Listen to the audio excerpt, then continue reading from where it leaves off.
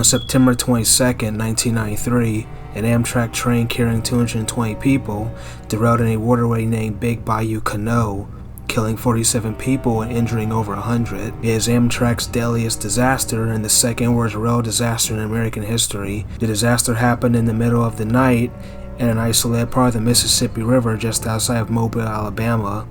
This is the story of the Big Bayou Canot rail disaster.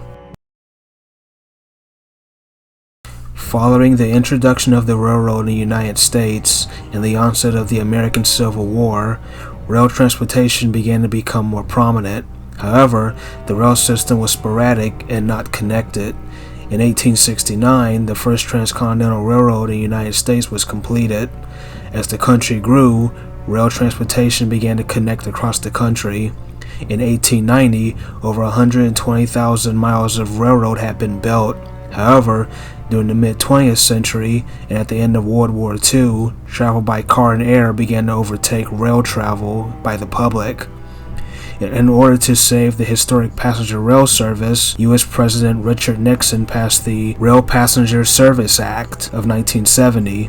The act called for government-funded and taxpayer money to fund the program, which was called the National Railroad Passenger Commission, or NRPC, which eventually would become Amtrak. Routes began in the South, Midwest, Northeast, and the West Coast. Amtrak soon became popular with travelers. One unique feature of Amtrak was its color schemes: red, white, and blue on an aluminum siding that became a staple for many American travelers. By the beginning of the 1990s, Amtrak began experimenting with European-style high-speed rail. One of the transcontinental routes was the Sunset Limited. It is the longest-running railroad in American history. It was at one time owned by Southern Pacific Railroad and began operating in 1894, and in 1971, Amtrak acquired it. At some point, the line was then called the Sunset Limited. The route ran from Los Angeles, California to Miami, Florida. The Sunset Limited consisted of 20 stops and ran 1,995 miles. The trip would take 2 days travel time, and the train would run twice a week. In 2005, Hurricane Katrina disrupted service from Louisiana to Florida, and the route has never been reinstated. The lower edges of Louisiana, Mississippi, and Alabama contain miles of isolated and mysterious swamps, creeks, and bayous that dot the landscape. This also includes the Mobile River. The area is often hot and humid and full of dangerous wildlife, from alligators to poisonous snakes. In order to overcome these obstacles, railroad companies such as CSX had to build a series of numerous bridges across the creeks and bayous. Tugboats used the waterway to move barges and other goods on the river, and many of these barges would pass underneath the bridges. The bridges would be poorly lit and almost invisible at night. To compensate, tugboat pilots would use radar to see the obstacles at night.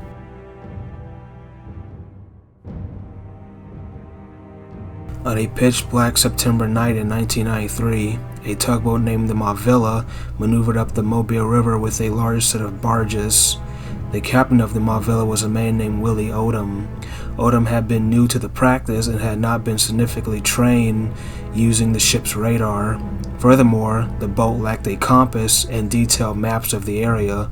The Mobile River had several smaller tributaries and bayous that were unknown to the Mavilla. To further complicate matters, a dense fog had rolled in, adding to the pitch blackness of the night. At some point, the Mavilla lost its bearings and drifted into an area of water called Big Bayou Canot, adjacent to the Mobile River and off the Mavilla's intended course. Across the bayou was a rail bridge that was operated by the CSX Rail Company. When the bridge was being designed, the center span was supposed to pivot away from the main span. This was known as a swing bridge. Ships and barges would pass parallel to the pivoted center structure. The other end of the bridge was a metal cantilever bridge. However, when the bridge was being built, this feature was never added. Also, the bridge did not have outside lighting to warn ships of its presence. Odom noticed a radar return in his path and thought it was another barge. At 2:45 a.m., Odom felt a large thump, and it was soon became aware that the ship's barges had hit the swing span of the bridge, causing the track on the bridge to kink. At 2:53 a.m., the Sunset Limited, bound from Los Angeles to Miami, approached the bridge at 70 miles per hour. The train then hit the damaged portion of the bridge, causing the first 3 locomotives to derail and leap into the air.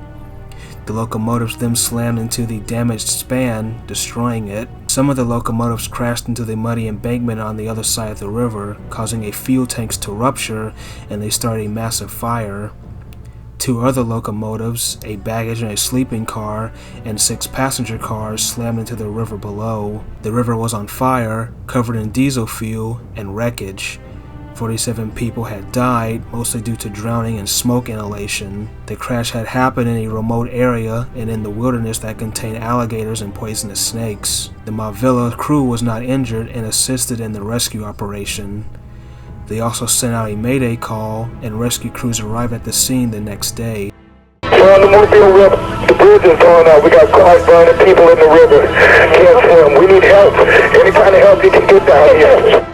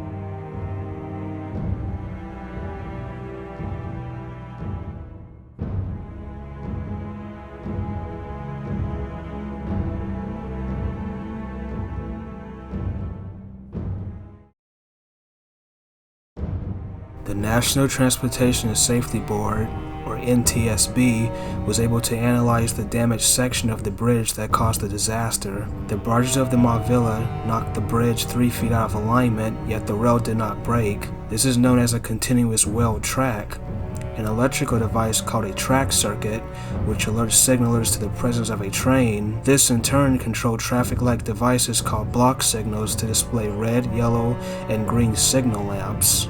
The track circuits employ an open and a closed system. The closed system meant a green signal, the electrical system being completed, and an open meant that the electrical circuit had been disrupted. This would display a signal that displayed a yellow or a red lamp. Due to the fact that the track had been intact, as opposed to it being severed, did not disrupt the electrical current. This caused the signal to display a green lamp and indicate that the track was clear of obstacles. Had the track been severed, the current would have been disrupted, creating a red lamp. This would have given the engineer and driver time to slow down or stop the train, which would have greatly minimized the scale of the tragedy. The crew of the Mavilla, nor Warrior and Gulf Navigation, the owners of the Mavilla, were held criminally liable for the incident. Some improvements were made following the tragedy.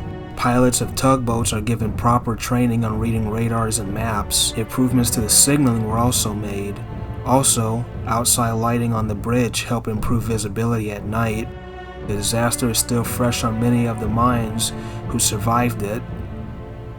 It's not something that we talk about all the time, says Steve Huffman, who worked for Mobile Fire and Rescue, but it never goes away, especially when September rolls around.